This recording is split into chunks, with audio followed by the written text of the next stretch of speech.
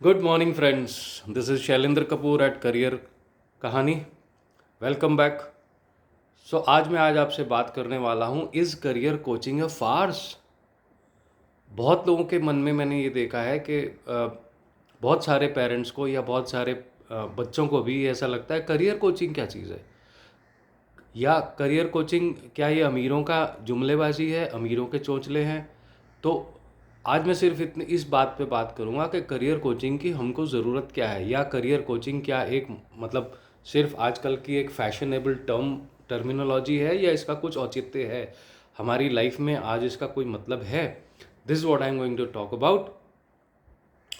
सो career coaching कुछ ऐसा है कि there is somebody who knows about various courses and various fields in the market.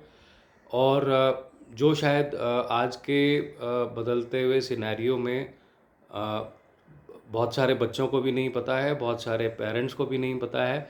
और इसके केवल दो प्रीमाइसेस हैं कि a person who is aware about the latest developments about in the arena of the careers can guide you better in that sense. और इसके एक और एस्पेक्ट ये भी है कि एक पर्सनालिटी टाइप का बच्चा अपनी पर्सनालिटी से रिलेटेड कामों में ही जाए, क्योंकि आज के समय में the way we are as India is as a country and we as a society way we are, काम की कोई कमी नहीं है. तो इसलिए इम्पॉर्टेंट ये हो जाता है कि सही एटीट्यूड और सही एप्टीट्यूड का बच्चा सही तरह के कोर्सेज ले और अपने एटीट्यूड और अपने एप्टीट्यूड, अपने पर्सनालिटी टाइप्स, अपनी पसंद के हिसाब से अपना करियर चुने. And that is how he is going to be more successful in his career as well. अब जब एक बार करियर ठीक ठाक चुन लिया जाता है तो ज़िंदगी की बाकी चीज़ें भी अपने आप ठीक ठाक सेटल होती चली जाती हैं. So career coaching is not a farce provided we go to a sensible and a well aware career coach. अब करियर कोच और करियर काउंसलिंग में क्या क्या फ़र्क है उसमें मैं नहीं जाऊंगा. Career coaching can have many facets. इसकी शुरुआत यहाँ से होती है कि सबसे पहले हम 9th और 10th में जितने बच्चे पढ़ते हैं उनका पर्सनालिटी असेसमेंट करें, उनके स्किल सेट के बारे में जानें, उनकी इंटरेस्ट्स के बारे में जानें, उनके एप्टीट्यूड के बारे में जानें, उनके पर्सनालिटी ट्रेट्स के बारे में जानें, उनको क्या करना अच्छा लगता है, किन चीज़ों से वो बच्चे भागते हैं. ये सब चीज़ें जब हमको पता होती हैं तो हम अकॉर्डिंगली उन बच्चों को उनकी चॉइस और उनकी लाइकिंग्स के हिसाब से उनको अपने करियर लाइन हम गाइड कर पाते हैं. सो आई विश के while on the one hand at the cost of repetition I am saying that career coaching is not a farce. I wish के ये सारी चीज़ें हमारे ज़माने में जब हम छोटे बच्चे थे, 9, 10, 11, 12 के जब हम बच्चे थे, ये सारी चीज़ें हमारे ज़माने में रही होती तो बहुत कुछ अच्छा होता. आज अगर हम अपनी हम उम्र के लोगों को देख लेंगे तो बहुत सारे लोग हम आपस आपस में ये पाएंगे कि हम में से बहुत सारे लोग, इस जनरेशन के लोग ऐसे करियर्स में जुटे हुए हैं, ऐसे काम करने में लगे हुए हैं जो हमारी पर्सनैलिटी को मैच नहीं करते या जिनके साथ हम फुल्ली सेटिस्फाइड नहीं हैं. चाहे हमको लगता है कि ये हमारे पोटेंशियल का ऑप्टिमम यूटिलाइजेशन नहीं है, या पता नहीं मैं तो ये बनना था पर आज मैं ये कर रहा हूँ, इस वाले जो फीलिंग्स है इसके साथ हमारी जनरेशन के बहुत लोग चल रहे हैं. So in order to avoid this kind of dissatisfaction in the life, career coaching as a trend, it has come in a very very positive and a welcome way.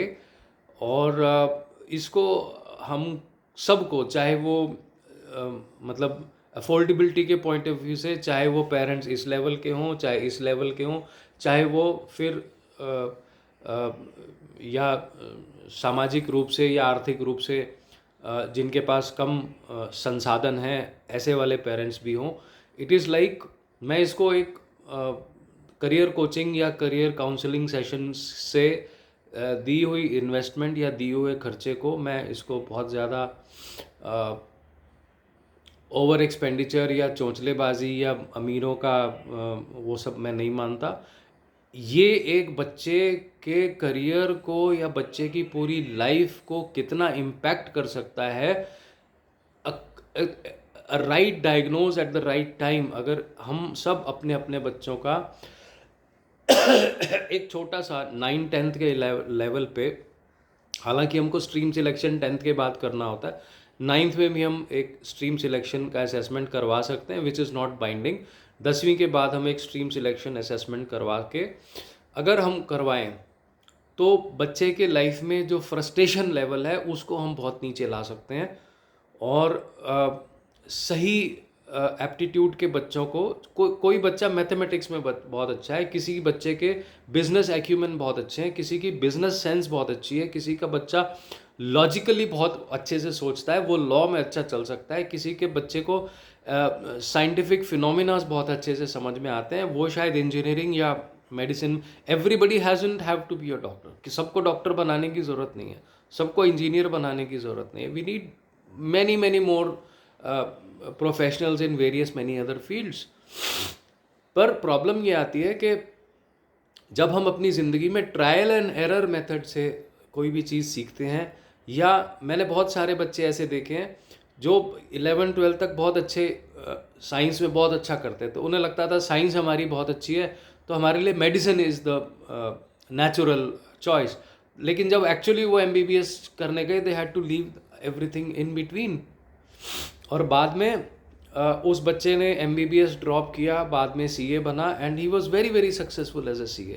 तो इस तरह के हिकअप्स, इस तरह के ट्रायल एंड एरर मेथड हम अपने जीवन में फॉर्मेटिव ईयर्स में अपने बच्चों के उसको बहुत बहुत सुविधापूर्वक, आज तो बहुत सुविधा है कि हम बच्चों का असेसमेंट करवा सकते हैं और इन सब हैसल से बच सकते हैं। तो इसको किसी भी तरह से करियर असेसमेंट को या करियर कोचिंग जैसी चीज़ों को हम बिल्कुल भी शफूगा चौंचलेबाजी ना मानते हुए, I think everybody, each and every student from every strata of the society must go through this kind of process.